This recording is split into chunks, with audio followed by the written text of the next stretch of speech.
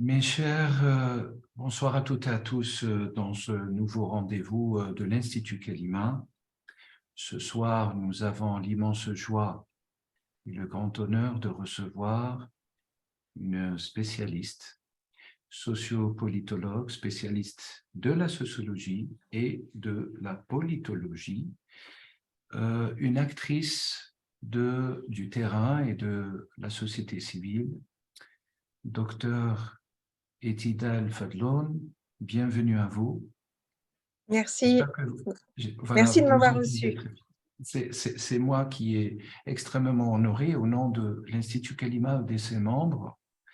Nous vous souhaitons la bienvenue et ce soir, nous allons aborder avec vous un sujet d'une importance capitale, car c'est un sujet qui touche à la fois la société, qui touche la jeunesse, qui touche aussi les crises transversales au niveau des sociétés, sociétés occidentales, sociétés parfois maghrébines, voire sociétés de manière générale dans le monde, et qui touche un des sujets favoris, pour ne pas dire d'expertise, en rappelant que vous êtes docteur en sociopolitique, vous avez travaillé, vous avez une thèse en 2018 qui a été consacrée largement, je reprends le titre qui est assez imposant, mais je suis obligé par fidélité scientifique de le citer en entier, la construction du transnationalisme à l'épreuve des crises identitaires,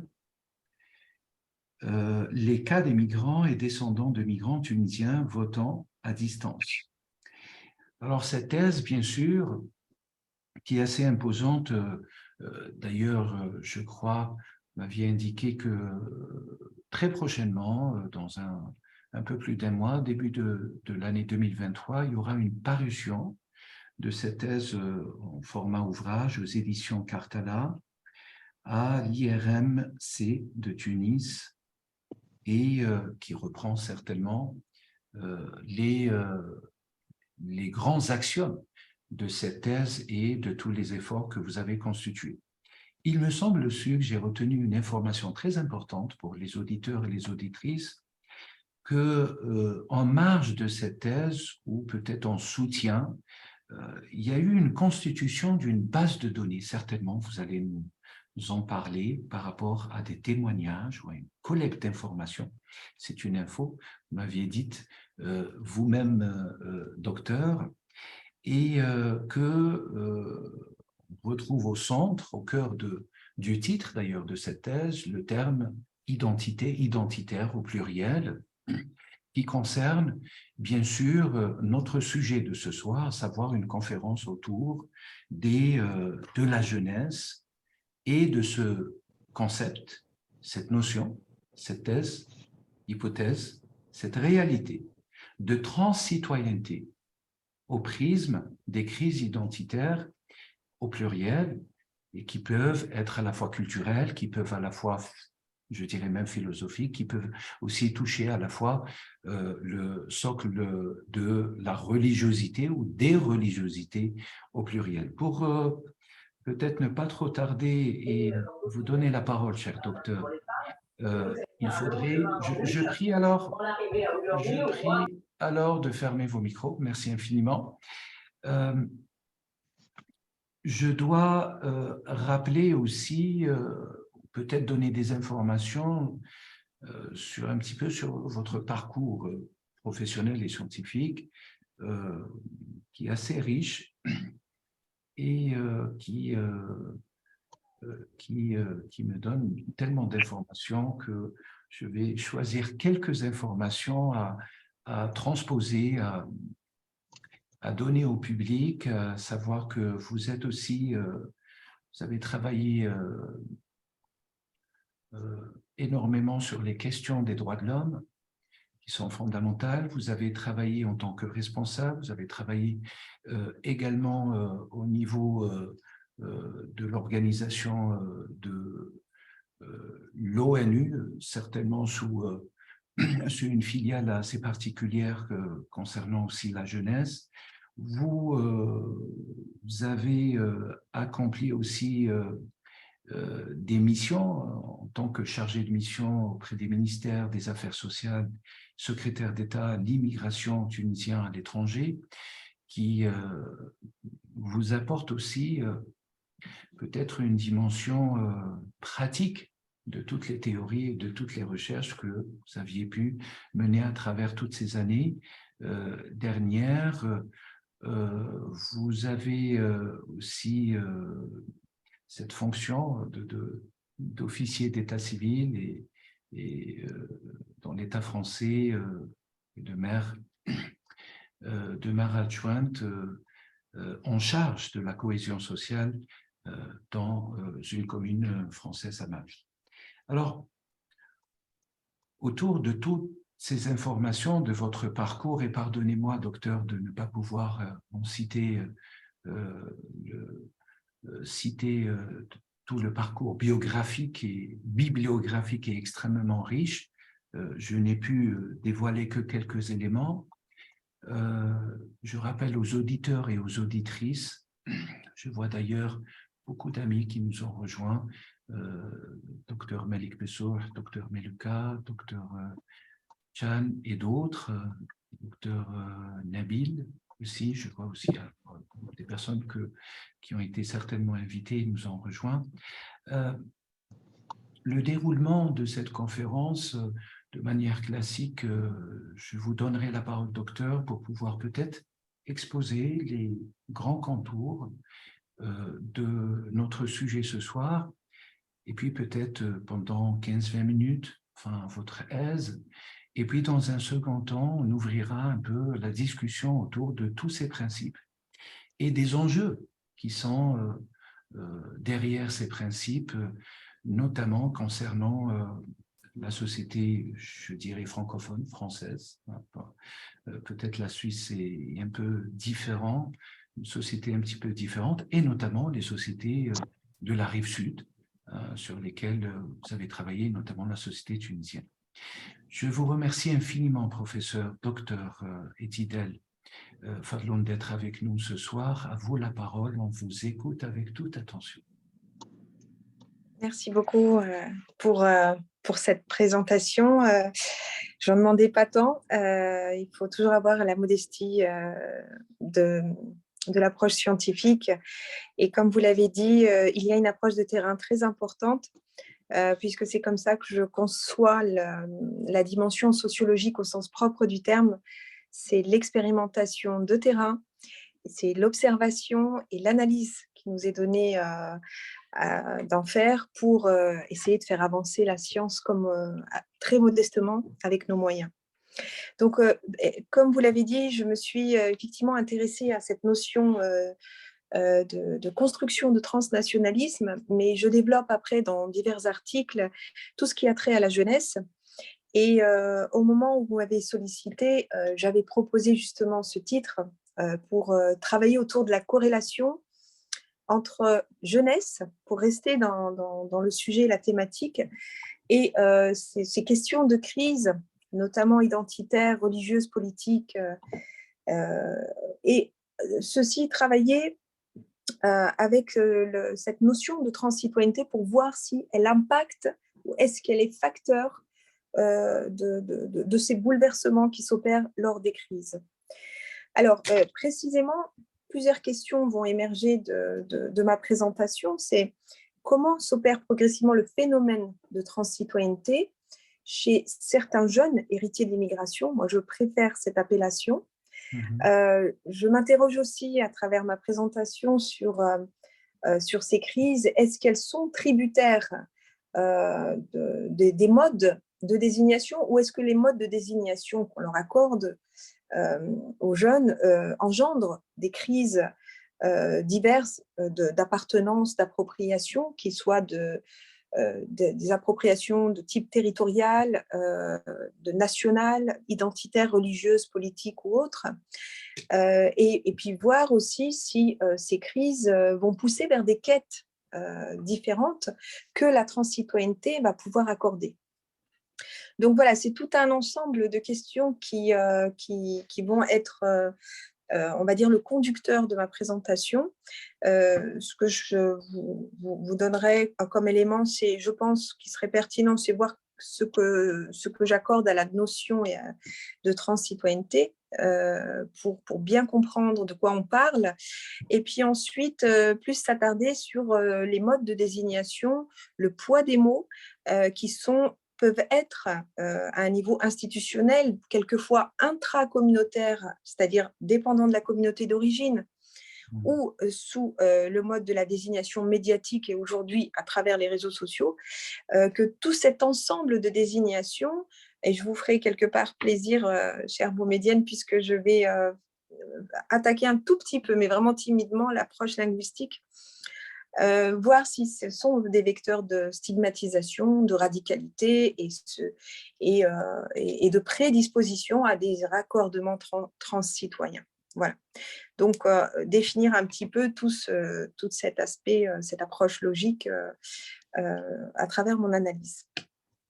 Alors, tout d'abord, la transcitoyenneté. Donc, le terme de transcitoyenneté a de nombreux sens, dont notamment l'idée d'une identité collective extraterritoriale, c'est important de le soulever, qui peut être partagée quelles que soient les différences de classe, de genre, de religion, d'origine ethnique ou même de lieu de résidence. Les approches classiques, pour être un peu plus précises, de la citoyenneté, de la notion de citoyenneté en sciences juridiques et politiques, la considèrent comme un membership, c'est-à-dire un statut social qui est codifié juridiquement et confère un ensemble de droits aux individus à qui ce statut est reconnu. Donc, c'est un ensemble d'obligations formelles ou informelles qui exigent le plus souvent que les individus prennent part aux affaires de la cité, si vous voulez, et qui participent activement aux affaires publiques d'une entité politique. Donc ça, c'est la notion de citoyenneté. Et cette notion de citoyenneté, elle est raccordée à l'État-nation le plus souvent. Donc, c'est là où on va identifier l'appropriation civique, citoyenne d'un individu par rapport à son attache territoriale. Alors, du point de vue lexical, le préfixe trans va te conférer une dimension socio-spatiale qui transpose l'action vers un nouvel espace d'implication qui n'appartient pas justement à l'État-nation du citoyen. Alors, ça veut dire qu'on va se raccrocher à un espace qui n'est pas prédéfini par un drapeau, par une nation, par un territoire, et sur lequel ou pour lequel l'individu, en l'occurrence ici les jeunes, vont pouvoir trouver du sens. Donc, précisément, je vais m'arrêter sur cette définition pour étaler et aller creuser un peu plus loin l'analyse. Mais ce qui m'intéresse ici, c'est quels sont les facteurs à l'origine d'une désaffiliation avec l'État-nation ou cette idée d'appartenance à l'État-nation qui va justement faire en sorte qu'il y ait une rupture et une mise à distance et donc provoquer ce raccordement à une forme de transcitoyenneté. Alors pour moi, l'élément majeur, c'est cette rupture et cette mise à distance qui s'opère à travers le processus contradictoire de socialisation que vivent les jeunes descendants de migrants. Et parmi ces processus contradictoires de socialisation, eh bien, les désignations sont, pour ma part, un des vecteurs de stigmatisation et de radicalité les plus forts. Et à commencer par les représentations et les désignations qui sont cristallisées par l'histoire de l'immigration française et qui passent prioritairement par le discours, la représentation et les désignations institutionnelles. Alors, les désignations des migrants et des descendants de migrants tunisiens, par exemple, là où j'ai pu effectivement enquêter lors de mes travaux de recherche, ceux, en l'occurrence, qui résident en France, j'ai pu voir à travers mes analyses qui se dégageaient des représentations sociales qu'on se faisait d'eux dans l'espace public dans lequel ils évoluaient et dans l'espace public dans lequel ils se projetaient pendant la construction du transnationalisme en se raccordant au bouleversement social et de la dite révolution. Mais le phénomène à ce niveau macro, il est complètement transposable au niveau macro, c'est-à-dire que les mêmes schèmes de classement sont identiques en ce qui concerne les désignations de migrants et de descendants de migrants de maghrébins. Donc, on peut commencer par ce secteur-là, puisque les analyses ne sont pas les mêmes concernant les descendants de migrants belges, italiens, espagnols, etc., portugais, qui, eux, ont plus ou moins réussi en visibilité et en mode de désignation, puisqu'ils sont passés invisibles dans les désignations institutionnelles, alors que ces catégories de population sont aujourd'hui bien stigmatisées et bien visibles, au point où on parle aujourd'hui de 3e, 4e, voire 5e génération issue de. Donc, on reviendra plus tard sur ces usages terminologiques, mais bien cibler justement que en fait, chercher à désigner les immigrés, leur descendance en France, revient à se référer inévitablement aux usages terminologiques qui qualifient les migrés installés sur le territoire français et par voie de conséquence leur descendance, qui est souvent native du pays. Et donc, la question terminologique va emprunter un certain cheminement métonymique, c'est-à-dire une partie pour le tout. Donc, parce que les parents ou un des deux parents est qualifié d'immigré sur le territoire d'accueil, l'enfant va automatiquement se raccorder par la désignation à cette forme de représentation, on va dire, décalée. Alors, Michel Tribala, je me suis intéressée quand même à son ouvrage de la nécessité de reformuler la question d'immigration en France. Elle apporte un éclairage sur l'usage polysémique du terme qu'on applique, donc ce qu'elle qualifie aux populations nées en France ou en passe de le devenir. Elle s'attarde beaucoup sur l'usage polysémique de l'expression d'origine immigrée. Je mets bien les guillemets visiblement, mais comme on le qualifie. Donc, ce sont les personnes d'origine immigrée dans l'espace public français, et c'est source de rapports conflictuels avec les Français d'une part, puisqu'on va les qualifier d'origine immigrée, mais aussi ça met un écart avec les immigrés, puisque eux n'ont migré de nulle part. Ils sont raccordés de par la condition migratoire de leurs parents, mais ils ont migré, ils n'ont jamais migré. Je parle de la population descendante de l'immigration native du pays d'accueil. Donc, les désignations figeraient le phénomène migratoire, pour reprendre l'expression de Michel Tribala, dès son premier instant. Donc, elle est figée, et la condition de cet enfant, du plus jeune âge jusqu'à l'âge adulte, va incarner cette représentation et cette désignation, et condamne quelque part le jeune descendant d'immigration à incarner une identité sociale, qui va être immuable et dont il va être pris en otage. Donc ça, c'est vraiment un des premiers éléments. On l'a certainement dit, redit, on n'invente rien, mais c'est véritablement un élément déclencheur de ces crises qui vont faire en sorte que le jeune va chercher des raccordements ailleurs. Alors, il y a d'autres formes de stigmatisation qui ne sont pas seulement de type ethnique, racial, migratoire. Il y en a d'autres, et il y en a plusieurs catégories de jeunesse qui souffrent et qui traversent des crises selon leur trajectoire propre. Mais ici, en s'intéressant dans notre cas à la catégorie de jeunes héritiers de l'immigration, je préfère ce terme qui les anoblit un peu mieux que ce qu'on leur attribue, on voit d'emblée que le fossé se creuse à partir de ces formes de désignation et de représentation. Alors, les amalgames sémantiques ici inhibent toute possibilité d'évolution, voire d'assimilation d'un citoyen dit descendant d'immigrés au sein de la société française, et du coup limite des opportunités d'action en tant que citoyen du pays, pour donner d'autres opportunités d'action en tant que trans-citoyen. Et c'est précisément là que va s'opérer quelque part le bascule d'une étape à l'autre, d'un processus à l'autre. Et d'ailleurs, Bourdieu, pour reprendre l'analyse bourdeusienne, parlait beaucoup à travers l'ordre social de ces formes, ces divisions en fait à partir des schèmes de classement.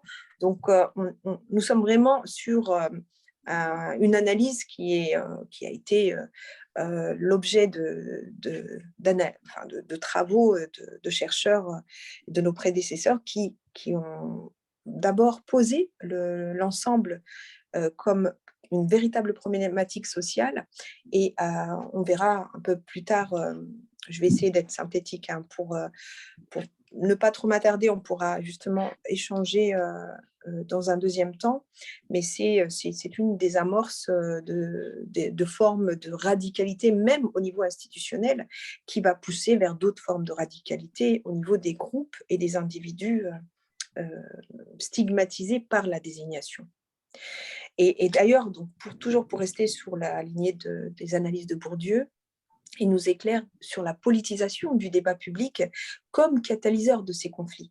Donc, agir sur des groupes et des actions collectives qui peuvent mener en fonction de leurs intérêts des actions qui vont transformer le monde social et transformer la cohésion sociale pour aller plus vers, bien sûr, une division.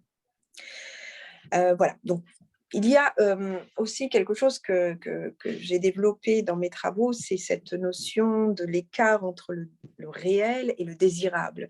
Ça, c'est une notion qui m'a vraiment passionnée dans l'analyse que j'en avais faite et qu'on peut retrouver ici, parce que pour comprendre le réel, c'est avant tout comprendre et désigner ce qui construit le réel et ce qui anime le réel. Donc, la désignation est ainsi une arme politique avant d'être un facteur d'altérité. Et ça, c'est vraiment aussi un deuxième point qui me semble intéressant, puisque les réalités vont devenir des désirs, c'est-à-dire rêver d'être comme les autres citoyens qui ne diffèrent le plus souvent que par les désignations. Et les désirs vont devenir des réalités, c'est-à-dire désirer préserver un pays contre des indigènes qui, même en étant devenus citoyens français, restent différenciés par la désignation. Donc, la désignation va permettre le bascule du réel au désirable ou inversement du désirable au réel. Et c'est précisément ces deux visages caractéristiques d'un discours public et d'un discours aussi quelquefois politique qui va figer la présence migratoire à travers un discours qui est l'un fait de désir, l'autre fait de réel. Donc voilà, il y a une sorte de dichotomie qui embrasse un champ lui-même dichotomique, qui est celui de la double appartenance, de la double désignation, et pour reprendre l'expression d'Abdelmalek Sayad, de la double absence. Voilà. Donc ça, ce sont vraiment des éléments qu'on peut vraiment pousser dans l'analyse, parce qu'on retrouve des éléments. Alors, les expressions qui sont d'usage, c'est descendants de migrants, c'est français d'origine, c'est des qualificatifs quelquefois qui vont désigner le lieu. Donc, même issus des quartiers ou des quartiers sensibles, on a plus l'appellation, sans faire d'analyse subjective ou stigmatisante à notre tour, mais on a plus dans l'inconscient collectif l'idée qu'on cible Mohamed Ali ou plutôt que Paul et Pierre. Donc, ces formes de désignation, quelquefois, voilà, qu'elles soient métonymiques, qu'elles soient vraiment subtiles dans leur appellation et dans leur forme de représentation, elles vont directement flécher vers une catégorie, et les jeunes se reconnaissent indéniablement. Ils se sentent attaqués, et il y a cet effet qui est symptomatique de ce que je disais en début, c'est-à-dire la mise à distance et le début du bascule et de la rupture avec la société. Donc voilà, désigner un citoyen français par descendant d'immigrés revient au final à le cataloguer en fonction de la condition migratoire de ses parents, et par conséquent à creuser cet écart entre réel et désirable pour celui qui le désigne. Et c'est ce qui précisément va accentuer cet effet de rupture. Alors, il y a aussi, et là je vais aller très très vite, des formes de désignation qui sont plutôt intracommunautaires et quelquefois qui viennent de la communauté d'origine. Parce que quand on parle de transcitoyenneté, elle n'est pas forcément visée vers le pays d'origine. Et c'est là où on devrait vraiment s'intéresser à des travaux dans ce sens-là. C'est-à-dire que les jeunes aujourd'hui, même stigmatisés quelquefois dans leur pays d'origine, on va dire d'origine de leurs parents, comme ce que j'ai pu analyser sur le terrain. Hein. Par exemple, pour le cas des jeunes descendants d'origine tunisienne, on les appelle Ouled el-Hijra. Ouled el-Hijra, c'est les enfants de l'immigration. Donc, ils ne sont pas les enfants de leurs parents ni de la France, mais les enfants de l'immigration. On les appelle aussi Ouled el-Kharj, les enfants de l'étranger. On les appelle les immigrés.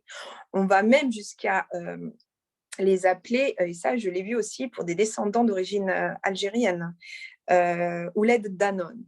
Ouled Danone, c'est les enfants, entre guillemets, élevés au Danone, donc qui ont eu la chance d'avoir voilà, une alimentation un peu plus riche que les enfants du pays. Et c'est souvent des représentations et des désignations qui sont d'ordre matériel et économique. Donc, le jeune ayant conscience de ces deux écarts et de ces deux formes de représentation, eh ben, forcément, à 60% des cas, va se raccorder à un espace qui va l'accepter, l'accueillir avec sa différence et qui va vouloir le comprendre et lui donner du sens. Et c'est pour ça que là, c'est précisément le bascule vers l'identification de la crise ou des crises et le raccordement à une recherche de solutions. Et ça, c'est totalement humain. Donc, ces recherches de solutions, elles vont souvent se raccorder à ces espaces-là. Alors, pour terminer, dans les formes de désignation, on a bien sûr au niveau médiatique. Et là, on remonte aux travaux de 72-80, sans citer Simone Bonafous, qui a montré justement que l'amplification des sujets se rapportant à l'immigration sont souvent de connotation négative, à la fois dans la presse, mais également dans le discours public. Et elle s'est précisément intéressée à ces formes d'hostilité à travers les désignations. On a bien sûr d'autres travaux qui ont traité des formes amplifiées dans l'usage terminologique autour de catégorisation de jeunes issus de l'immigration. Mais là, bon, je citerai par exemple Delgado qui a travaillé sur les sujets à dominante sensationnaliste et qui passe par les désignations ou les qualifications, donc en donnant des noms et des adjectifs. Donc ça a été vraiment un travail en psychologie sociale et en communication à travers des tableaux de représentation terminologique, au départ à travers des enquêtes d'entretien avec des sujets, donc sujets et objets, donc des personnes qui évoquent les jeunes issus de l'immigration et des jeunes eux-mêmes, ce qu'ils ressentent par rapport à leur forme de désignation. Et on s'est retrouvé avec des mots-clés comme menace, danger, violence, extrême, radical, terroriste, donc des terminologies qui automatiquement, sur un sujet, un fait divers, une actualité, un fait géopolitique, va automatiquement raccorder le jeune héritier de l'immigration à cette forme d'action. Donc, à la fois dans sa désignation et dans les formes d'action, on va retrouver des choses, des connotations assez négatives et donc participer de cette rupture avec l'État-nation ou l'État d'appartenance de résidence.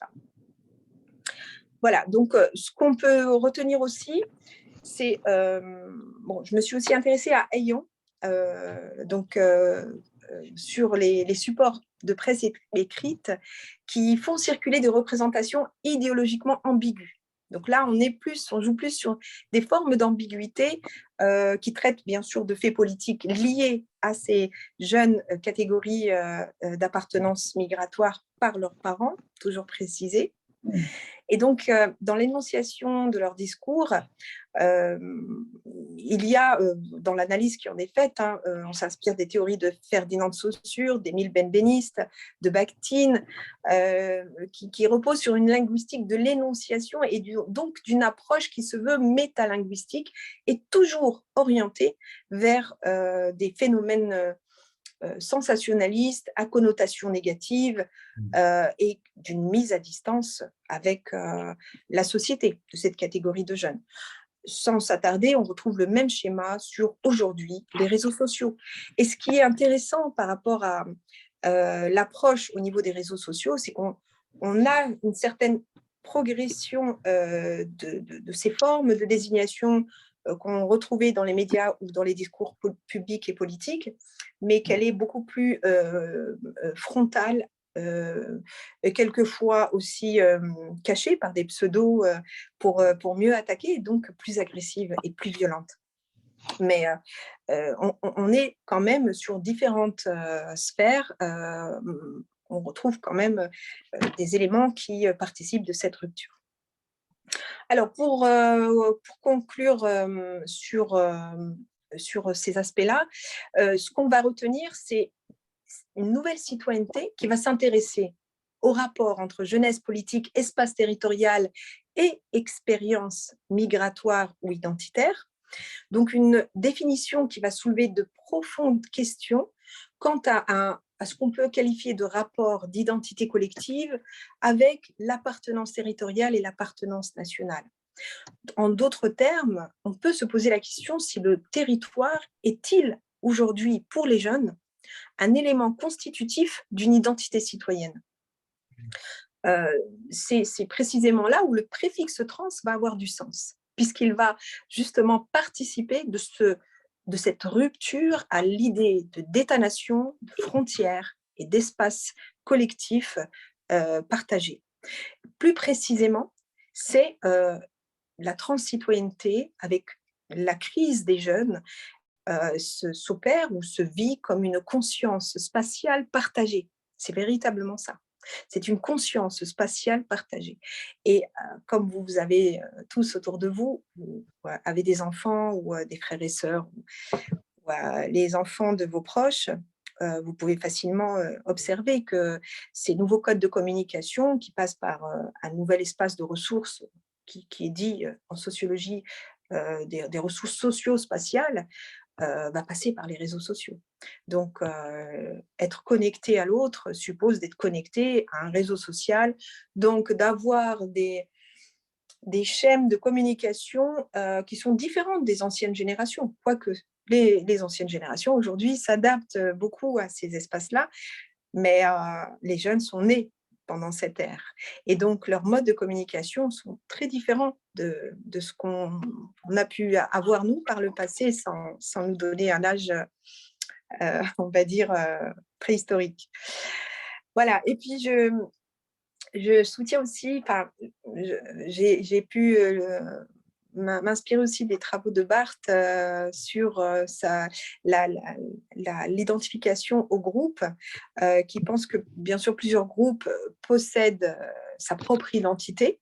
Donc il y a une identité, cette notion d'identité collective, mais que ces groupes peuvent habiter le même territoire sans avoir pour autant les mêmes rapports à ce territoire en termes d'appartenance, en termes d'appropriation et en termes de revendication et de lutte. Donc ça, c'est également une donne, on va dire, qu'ont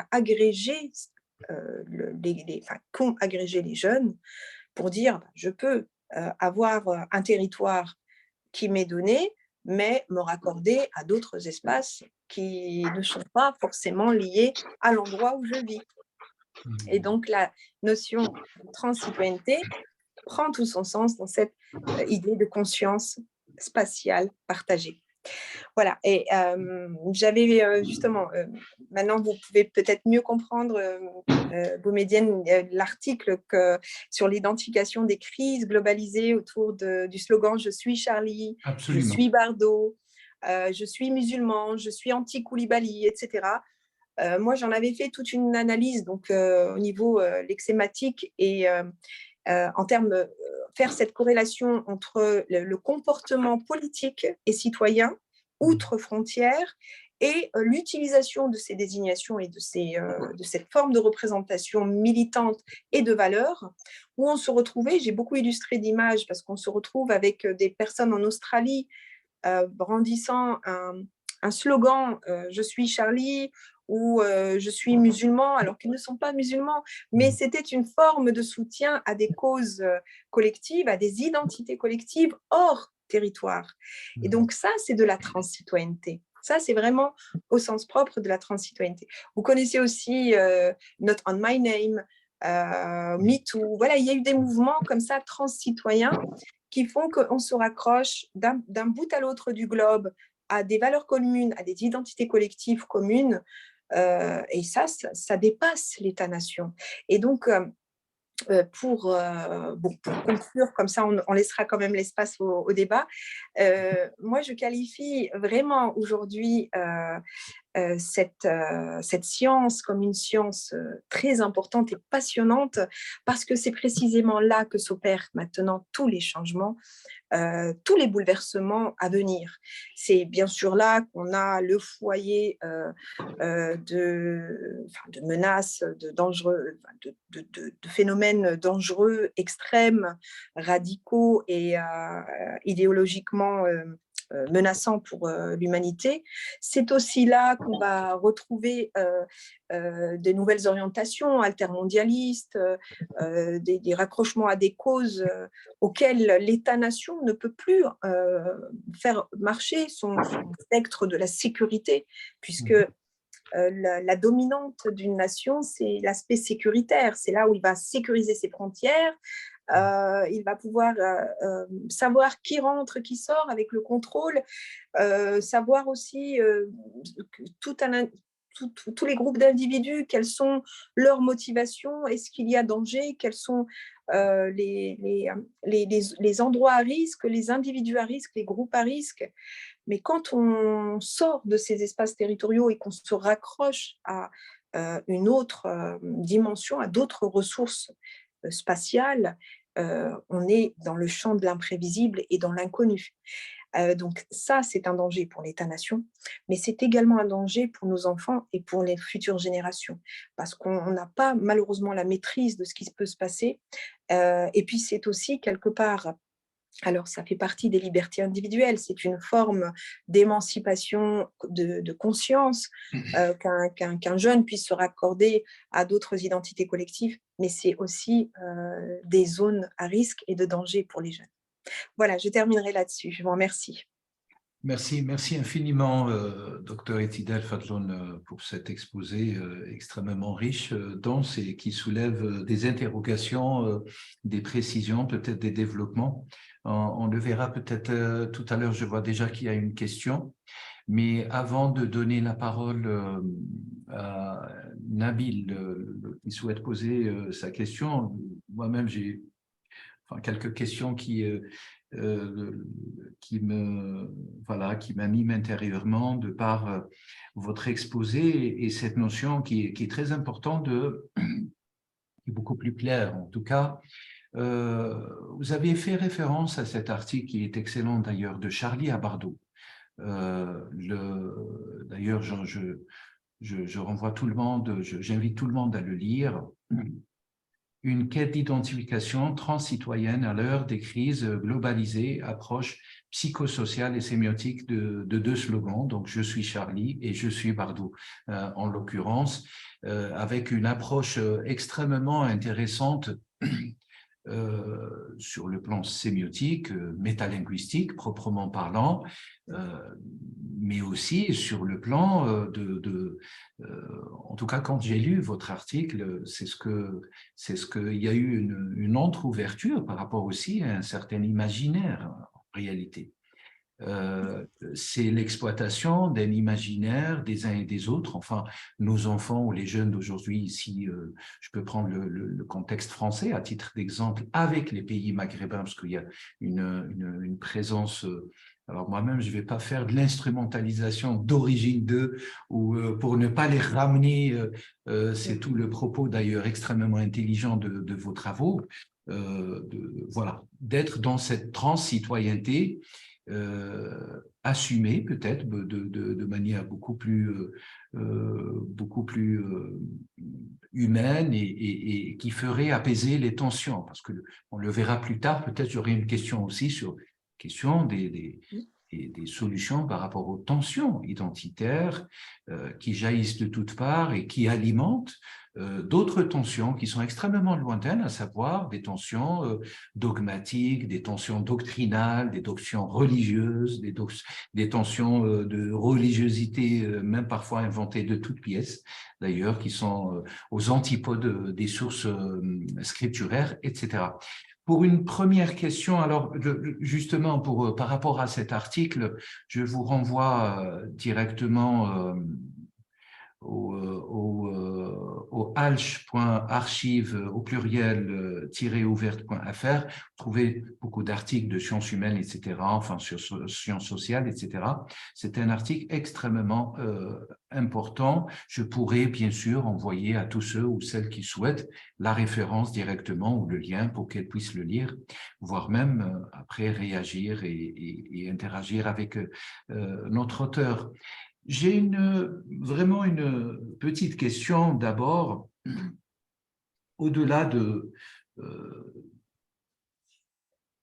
comment dirais-je, de l'état des lieux par rapport à toutes ces observations, ces études et les conclusions que vous pouvez tirer aujourd'hui pour pouvoir les mettre au service aussi certainement des chercheurs, ça va de soi, qui travaillent sur ces questions, mais aussi au service des acteurs sociaux, parce que vous avez une mine, en tout cas moi je le conçois ainsi, une certaine mine d'information qui pourrait être un exemple, à l'instar d'ailleurs de votre thèse, qui a focalisé sur la question des descendants migrants tunisiens à titre d'exemple, mais je ne crois pas que les autres migrations, si je peux les intituler ou les nommer ainsi, pardon, pour vraiment avec toute objectivité et sans dénotation aucune.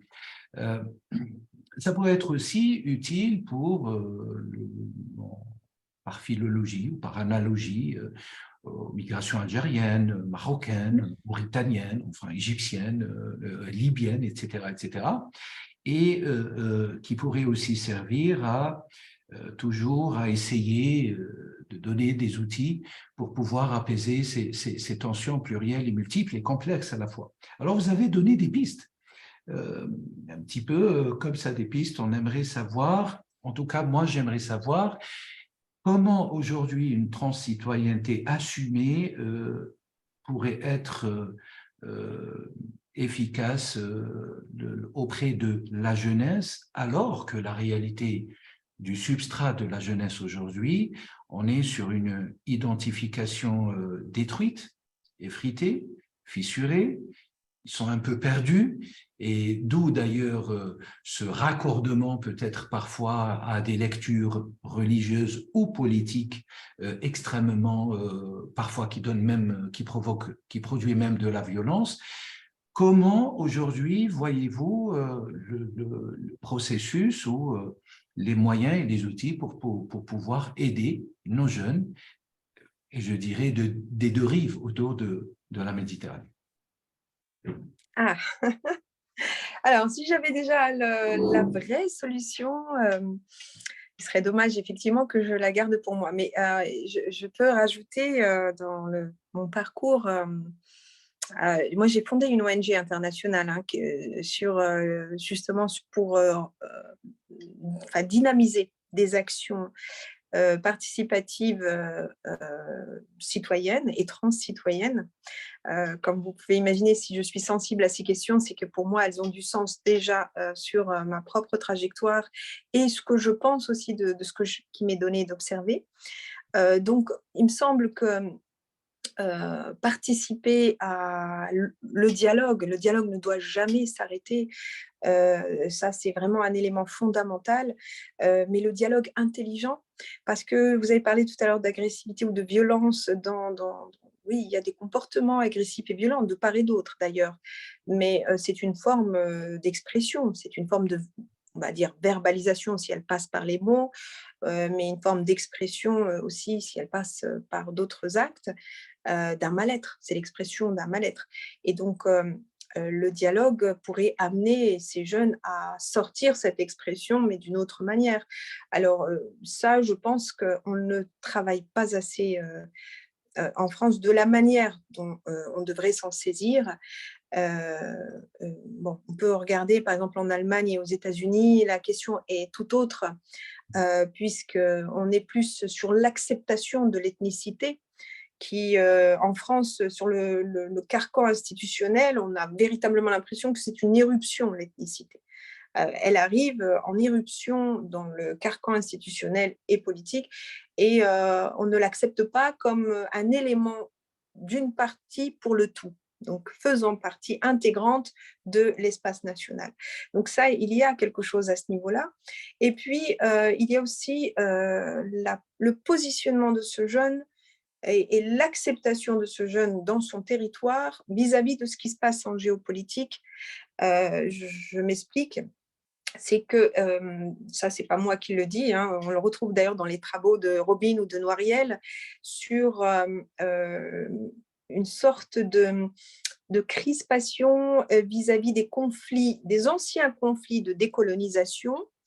Donc il y a ce passé colonial, en particulier en Algérie, qui a été très mal digéré par certains parents, hein, si on parle des parents et des descendants, donc par certains parents, voire grands-parents. Donc il y a eu une amnésie de l'histoire, et ce fait ressurgit avec l'affaire du voile, par exemple, à partir de l'affaire du foulard à partir de 82, où là, on s'attaque aux enfants.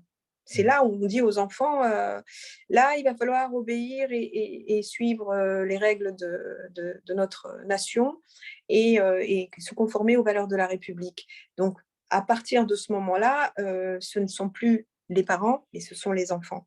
Et donc, ouvrir ce dialogue, c'est extrêmement important, parce que moi, je vous donne un exemple. Moi, je fais partie de cette catégorie de nouvelle génération dits issus de l'immigration. Donc, quand on me dit tu viens d'où, ben, je viens de l'hôpital, enfin, voilà, de ma ville. Je n'ai pas été bien loin. Je n'ai pas migré. Je ne suis pas j'ai pas d'expérience migratoire.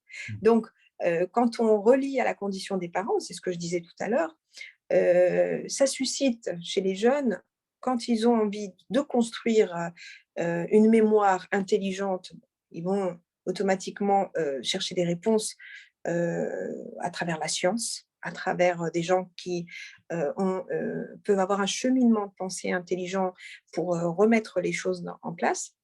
Et d'autres vont chercher d'autres moyens pour exister. Moi, en l'occurrence, ça a été ma thèse, puisque mon père est tunisien. J'ai cherché à comprendre cette mémoire, parce que dans les livres d'histoire, l'enfant voit l'histoire, le parcours de Louis XVI jusqu'à voilà, l'avènement enfin, l'abolition de la monarchie et l'avènement de la République française. Mais quand il s'appelle Mohamed ou qu'elle s'appelle Fatima, elle ne se reconnaît pas dans l'histoire qu'elle doit apprendre par cœur. Et forcément, à un moment, ben, il est important de rappeler la mémoire de cet enfant, d'où il vient et qui il est. Et quand on reste avec cette absence donc, de dialogue ou d'information, on va chercher, sur le plan existentiel, à se créer une mémoire propre. Et donc, c'est là où on doit intervenir, il me semble. C'est précisément là où les personnes qui ont un discours avisé, une connaissance avisée, une mémoire à offrir à ces jeunes, c'est à ce moment-là où il faut construire des actions, donc de dialogue et de raccordement de mémoire. Il me semble que c'est un élément fondamental de repérer quelles sont nos racines pour pouvoir faire pousser l'arbre de manière solide et le plus longtemps possible. Merci beaucoup, docteur. Alors, je vais pas tarder à donner la parole à mon cher Nabil, qui attend depuis tout à l'heure pour pouvoir interagir avec vous, peut-être poser une question. Nabil, est-ce que vous nous entendez? Alors, il faudrait ouvrir votre micro. Voilà, attendez. Là, Voilà. m'entendez-vous? Oui. Parfait, super. Eh bien, bonsoir à toutes et à Bonsoir. tous. Bonsoir. Bonsoir à vous. Merci pour votre intervention. Et elle a résonné, en tout cas pour moi, et surtout sur la partie où vous définissiez ou essayez d'esquisser la partie du réel, de ce que l'être souhaite être aussi, ou s'identifier. Et en fait, il est a priori communément acquis que l'histoire est écrite par les vainqueurs et que donc cette mémoire, elle est altérée par une censure par ces dits vainqueurs. Et donc, il est très difficile d'avoir justement cette identité.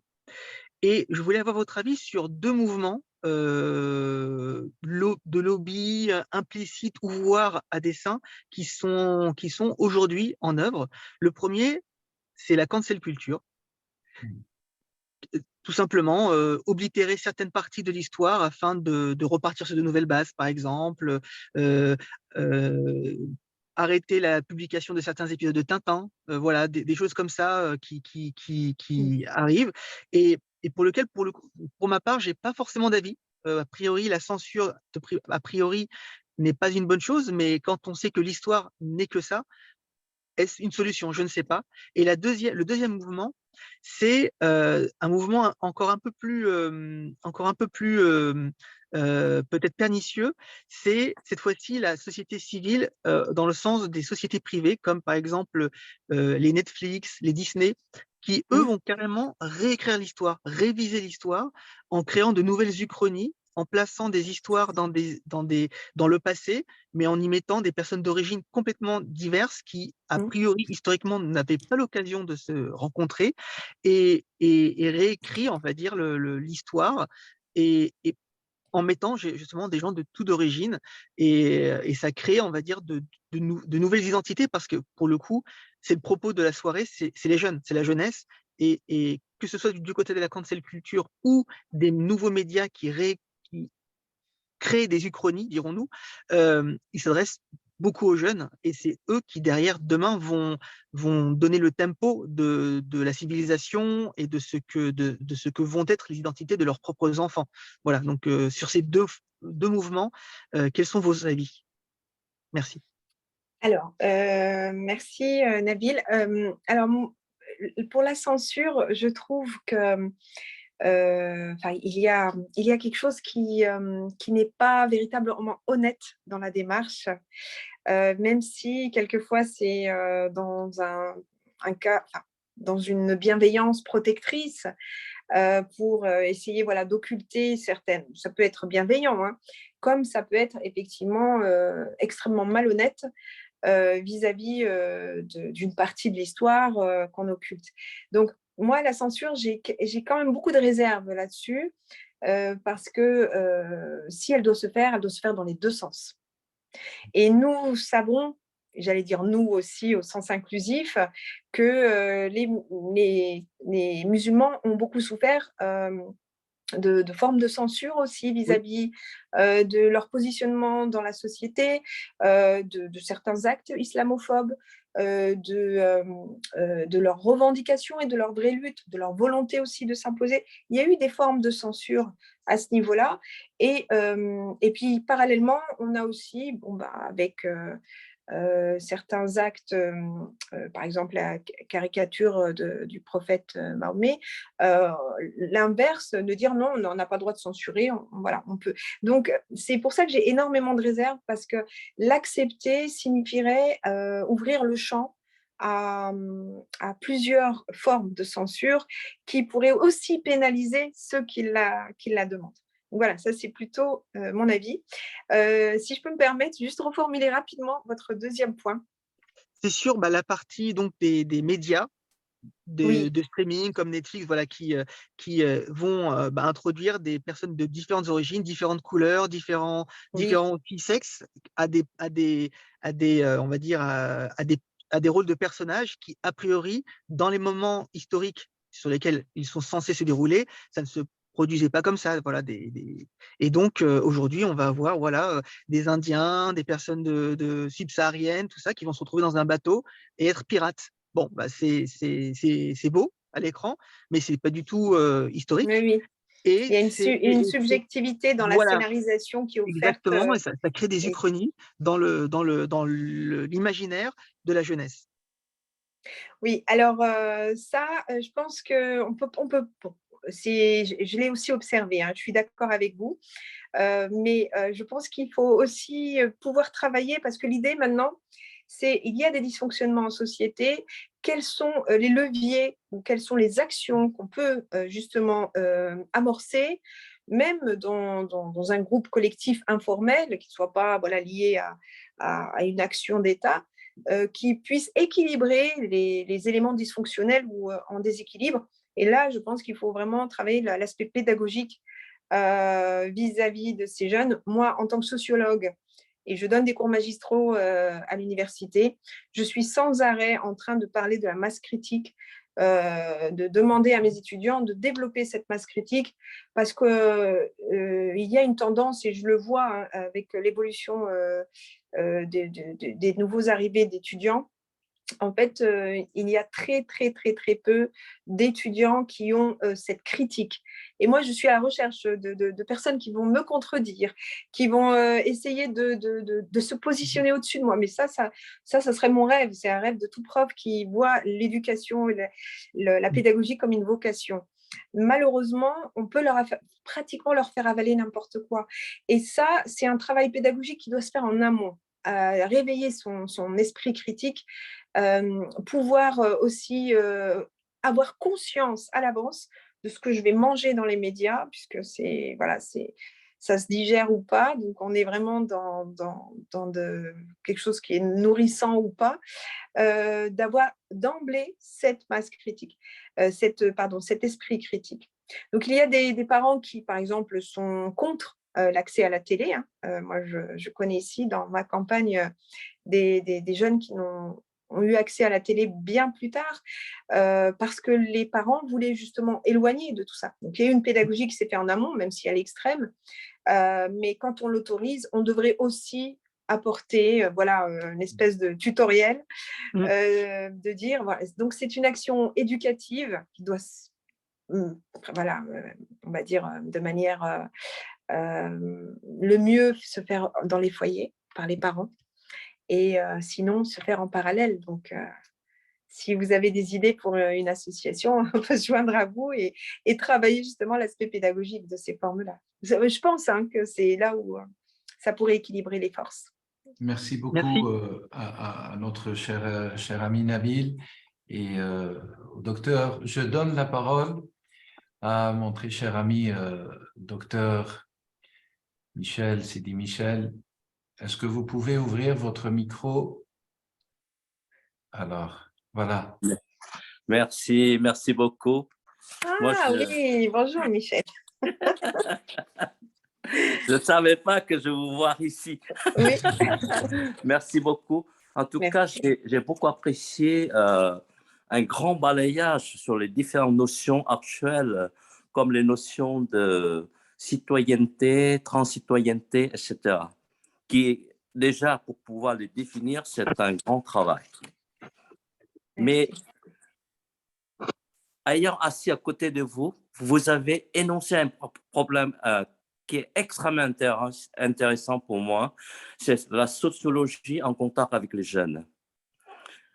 Mais comment on peut aider cette génération qu'on appelle la génération Z ou les Zoomers, et on n'arrive pas à définir exactement quelle est cette inspiration de cette génération qui, comme vous l'avez dit, ils sont beaucoup plus au niveau conscient, citoyen, partagé. Et qu'est-ce qui définit réellement cette citoyenneté? Hein? Cette génération Z, pourquoi il est différent de nous? Et comment ils se décrivent? Et quelle est leur inspiration? Voilà. Et cette inspiration, je voulais juste que vous pouvez décrire. Alors là, j'ai une grande étude concernant qu'est-ce qui inspire la génération Z. C'est-à-dire, ils ne sont pas nés pour accommoder cette philosophie classique, les règles et les régulations de ce que les enseignants, ce que nous, on imagine. Ils sont là pour confirmer qu'il y a une grande abondance des possibilités inspirées par l'amour et il ne faut pas de restrictions chez nous. Ça, c'est le premier point intéressant. Et je pense qu'on ne peut pas empêcher la civilisation de se faire et le progrès d'avancer.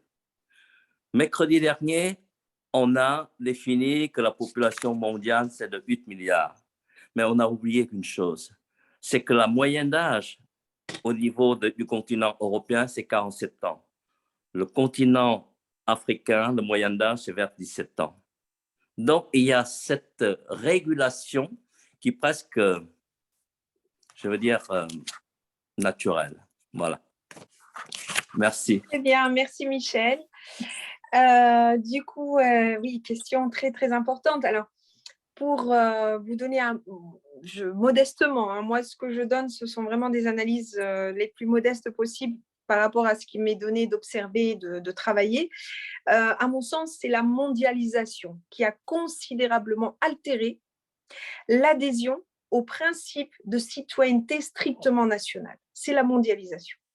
Donc, à partir de là, on a vu qu'on pouvait aller d'un pays à l'autre extrêmement rapidement, qu'on pouvait téléphoner de l'autre bout du monde très rapidement, qu'on peut se connecter et même chercher l'âme sœur à travers des sites, des réseaux, et on a aujourd'hui une problématique que n'avaient pas nos parents, nos grands-parents ou nos arrière-grands-parents, c'est les faux profils. Donc, il y a même des personnes qui s'attachent à des individus, entre guillemets, qui pensent être individus, mais ce sont des fois, ils pensent parler à une femme, c'est un homme, etc. Et ça a complètement faussé les rapports entre individus. Et c'est aujourd'hui un nouvel espace qui se crée. Alors, vous avez dit les espaces citoyens partagés, c'est les espaces, la conscience spatiale partagée. Donc, ça veut dire que la notion d'espace, aujourd'hui, n'est plus la même. Elle est complètement réduite. La communication est ultra rapide, d'un bout à l'autre. Les échanges commerciaux, les échanges entre familles aussi. Donc, il y a une altérité, en fait, du rapport entre individus. Et les jeunes sont précisément nés pendant cette ère.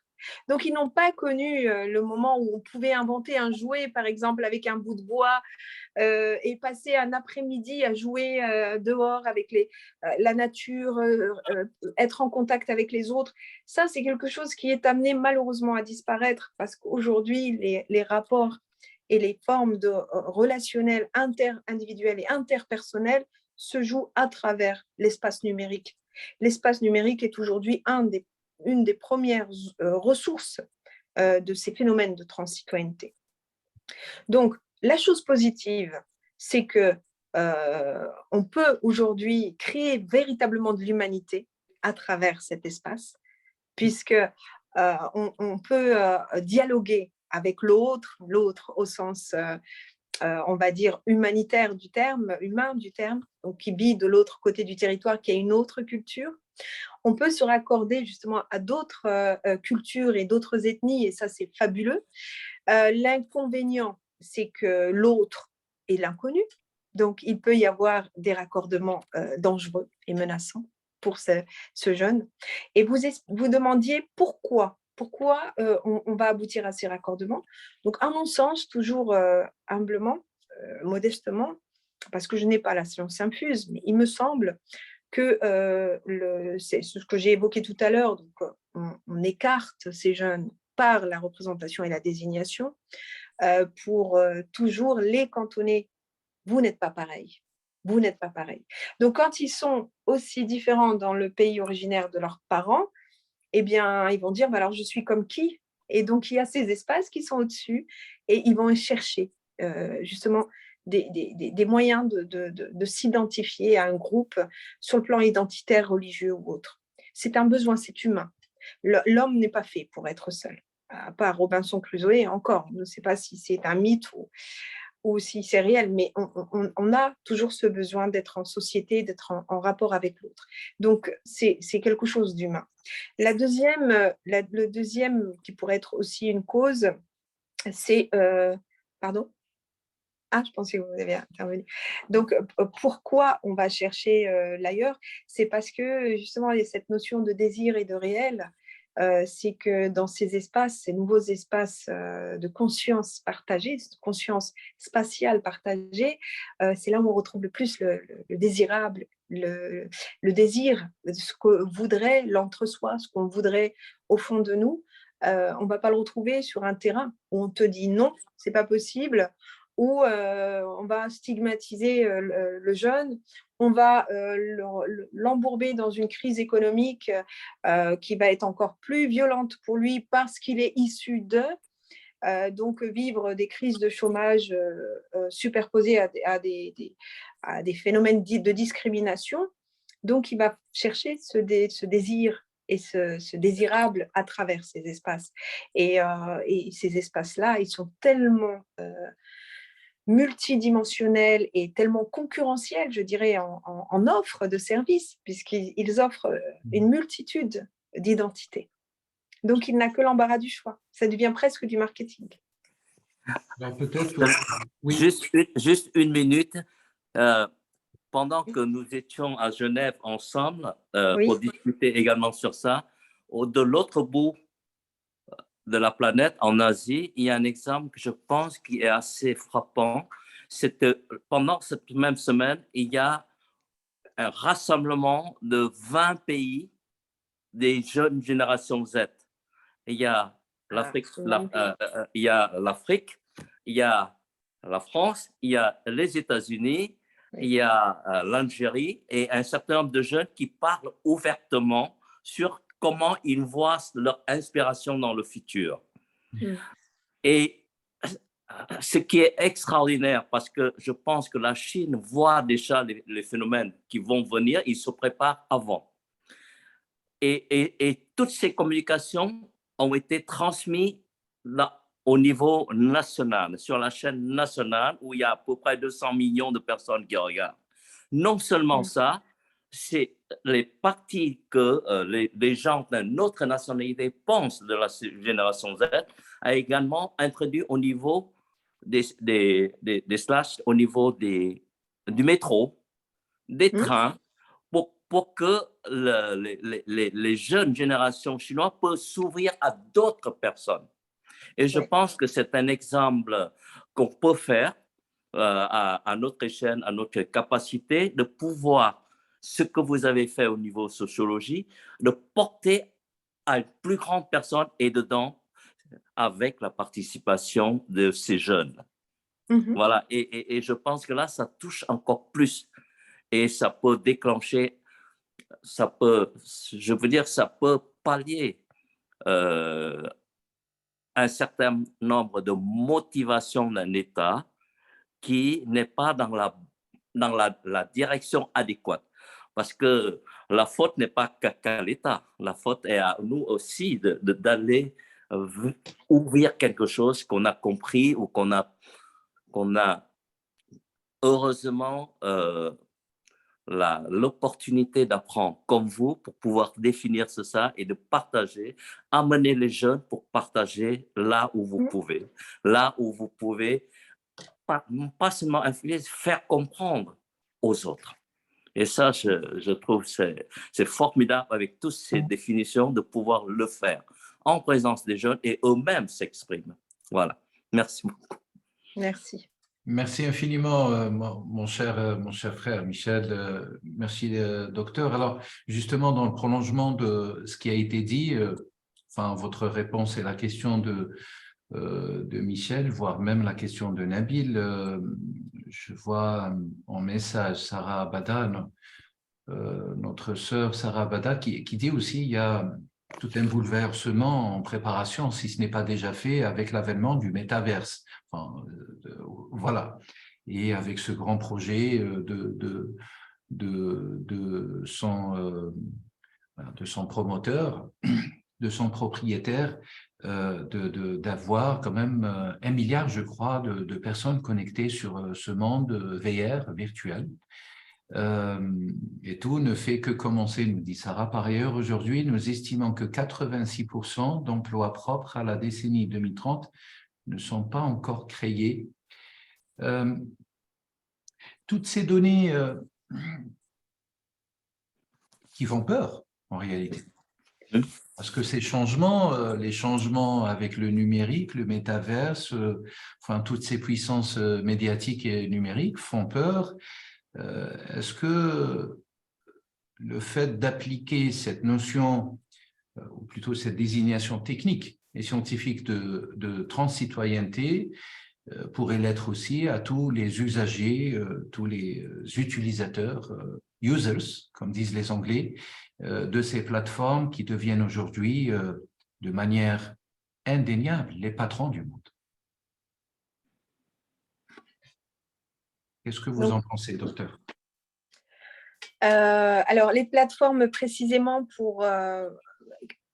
tout dépend quelle est l'idée qui est sous-jacente à travers votre question. Est-ce que c'est pour créer une sorte de citoyenneté mondiale ou est-ce que c'est… Parce qu'on a ces différents niveaux en fait, qui se forment à travers la transcitoyenneté.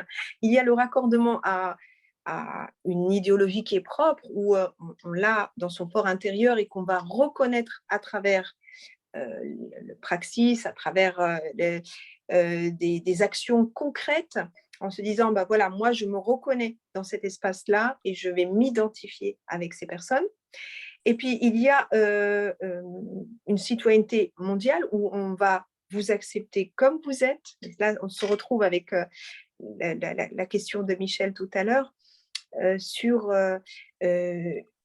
la globalisation qui a rendu possible une réalisation de ce qu'on appelle la citoyenneté mondiale, donc être citoyen du monde et pouvoir participer au-delà de l'État-nation à une gouvernance qui va me donner du sens, m'accepter comme je suis, quel que soit, on va dire, enfin, c'est pas quel que soit, puisqu'il y a une cause vraiment précise, mais c'est une sorte de démos au-delà des frontières. Et là, pour répondre à votre question, il y a ces deux niveaux, mais il me semble que si on est sur des forces existantes par un poids économique ou un poids politique, plus vous allez, plus ces collectifs identitaires, plus ces groupes vont pouvoir accepter ces jeunes et les faire participer à la sortie de la crise, c'est-à-dire les accepter comme ils sont et leur donner du sens, eh bien…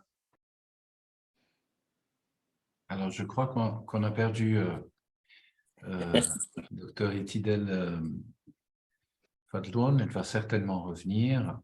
Ah ben voilà, je crois qu'elle va certainement revenir. Mais en tout cas, les contours de cette présentation, elle arrive. Les contours de cette présentation et de toutes les problématiques qui étaient… Je suis là. Ben voilà. On a été coupé par un appel, désolé. Voilà, et plus donc on va accepter ça parce que c'est véritablement ça la quête des jeunes, sortir de la crise, être acceptés comme ils sont et trouver un sens à leur avenir. Donc si on a ces 3 paramètres, bien sûr qu'on va arriver à émir de plus en plus de personnes avec ces groupes-là. Comment vous… Alors, on a dépassé largement le temps qui était censé être réservé à cette conférence. Vraiment, ça prouve très, très bien l'intérêt qui est porté à ce sujet, à votre intervention. Docteur, peut-être une toute dernière question. Je ne vois pas de main levée chez les auditeurs et les auditrices qui sont présentes, mais vraiment… Merci beaucoup. voilà, et on vous remercie infiniment. Je remercie d'ailleurs Merci tous à ceux vous. qui Merci. sont avec nous. Comment situer cette notion qui est à la fois socio-politique ou plutôt sociologique dans le politique, dans le champ politique et surtout dans le champ de la loi. Et je rappelle aussi que vous avez effectué, vous étiez chargé de beaucoup de missions, vous vous intéressez aussi aux droits de l'homme. Comment situer cette notion de transzitoyenneté au regard des droits de l'homme? Eh ben, c'est la première motivation, puisque je suis issue de la famille des droits de l'homme dans mon parcours militant. Et que d'ailleurs, voilà, en ayant travaillé avec l'OIM, avec l'ONU, en ayant visité des camps de réfugiés, en ayant reçu à travers mes délégations, j'étais déléguée régionale des droits de l'homme en Rhône-Alpes, donc j'ai reçu beaucoup d'exilés, de réfugiés politiques, que ce soit des militaires, que ce soit des femmes qui fuyaient l'excision, que ce soit des réfugiés politiques, etc. J'ai même reçu des tireurs d'élite arméniens. J'ai vu passer tellement d'humanité et de trajectoires migratoires qui étaient là, en fait, en face de nous, parce qu'on avait les juristes pour accompagner, savoir comment on allait les accompagner sur la régularisation. La question était purement politique institutionnelle, parce que c'est les politiques migratoires qui, entre parenthèses, sont de plus en plus restrictives aujourd'hui.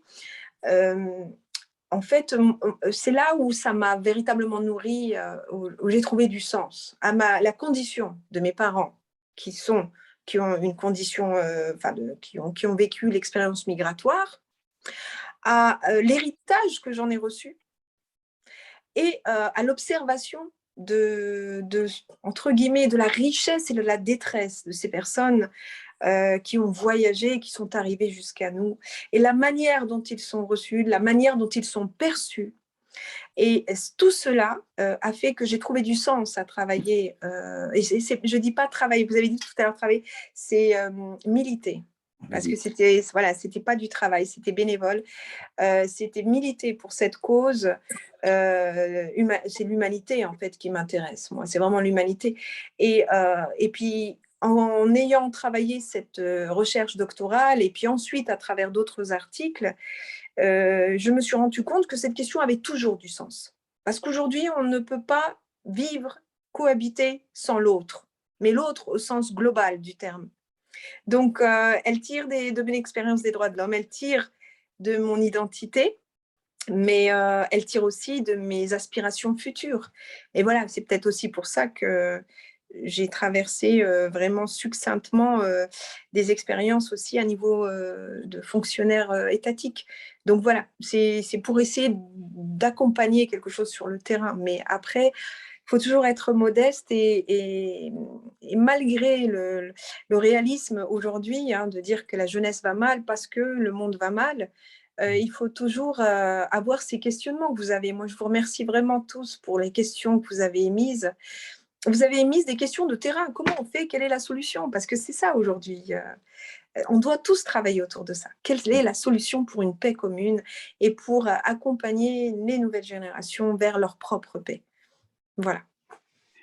Merci infiniment. Alors, sur ce mot de paix alors j'ose la qualification qui est un théophore et un anthropophore en même temps. Si vous voulez, on va essayer on va conclure cette conférence en vous remerciant infiniment d'avoir accepté d'être parmi nous C'est moi qui vous remercie ce pour ce soir partage. et Merci. d'avoir pu aussi développer tous ces concepts qui sont en réalité méconnus par le grand public. Je donnerai la parole à Sidi Michel, je crois qu'il souhaite encore réagir. Professeur Belouka vous remercie aussi dans les messages, vous remercie pour l'intervention. Je crois qu'il y a des choses qui ont beaucoup de valeur de par cette intervention et qui ouvrent des horizons. Je rappelle, enfin je ne le rappelle pas parce que je ne l'avais pas dit au début de cette conférence, que la thèse de notre cher invité, qui va paraître d'ailleurs chez les éditions Cartala au début de l'année 2023. Elle a aussi bénéficié d'un article extrêmement des éloges d'un certain professeur, enfin, vous connaissez certainement Hatem Marad, et qui fut l'une des thèses les plus innovatrices, ou la thèse d'innovation quand même, en 2018. Ça prouve très très bien que, et ça reflète, selon les appréciations des uns et des autres, que le travail et le militantisme et l'engagement que vous avez consacré, vous continuez à consacrer à toutes ces questions sociétales, notamment autour de la jeunesse, qui sont le pilier de l'avenir de nos sociétés, a beaucoup de valeur, et vraiment je tenais à souligner cet apport indéniable. Et je vous remercie, je remercie aussi les membres de l'Institut Kalima d'avoir un peu approuvé aussi ce que je consulte autour de moi, de ce choix sur cette thématique, bien sûr peaufinée par vos soins, qui mérite d'être connu au grand public. Que ce soit des spécialistes ou que ce soit tout simplement des citoyens, des trans-citoyens, pour reprendre le terme. Tout à fait. De ce soir. Alors, mon cher Michel, peut-être… Oui, je suis vraiment touché par cette conférence. Je suis touché dans le sens où, comme j'avais dit déjà, c'est-à-dire que la politique est provisoire, la science est transitoire, et la religion dans le sens innovation, confiance, la foi en quelque chose qu'on le fait. Et je retrouve cette foi de développer chez notre conférencière aujourd'hui. Elle est ça. Mais elle exprime quelque chose encore plus important.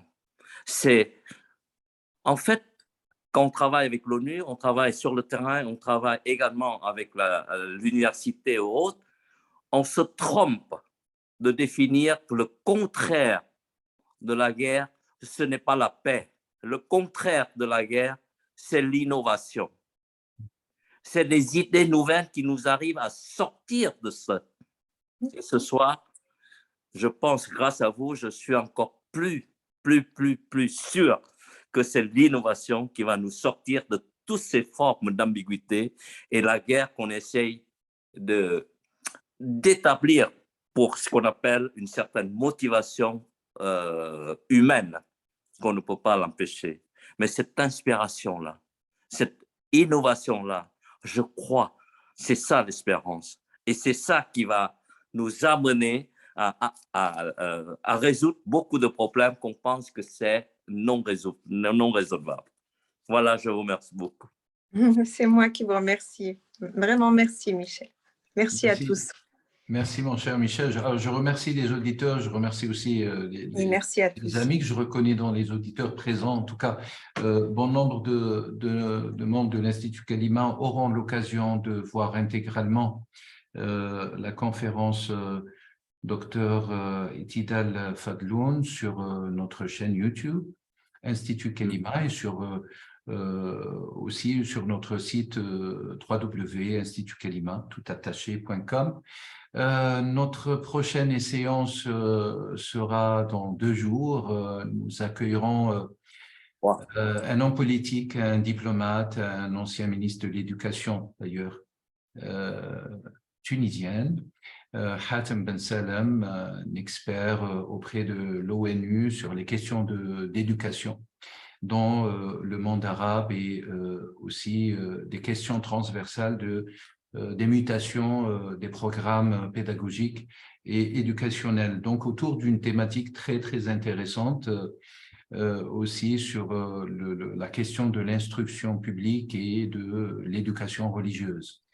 Voilà, donc un thème assez riche et qui rejoint un petit peu, docteur, ce que vous avez pu nous transmettre ce soir. De toute manière, les corrélations, il y en a, les dimensions sont multiples. Il faudrait essayer, si Dieu nous donne une longue vie, de les exploiter pour pouvoir tirer le bénéfice pour tout être humain et tous les citoyens, des transcitoyens.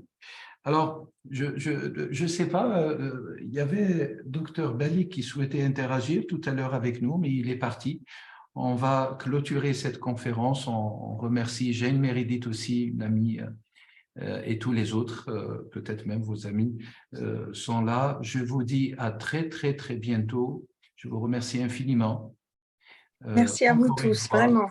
Et puis, on continuera certainement d'exploiter d'autres grandes notions de la recherche et du terrain prochainement, Inch'Allah. Merci beaucoup, Paix Mehdi. intégrale, paix Merci intégrale. beaucoup. Je reprends le mot paix intégrale à Oui. toute l'humanité et puis bien sûr une innovation pacifique, une innovation qui Oui.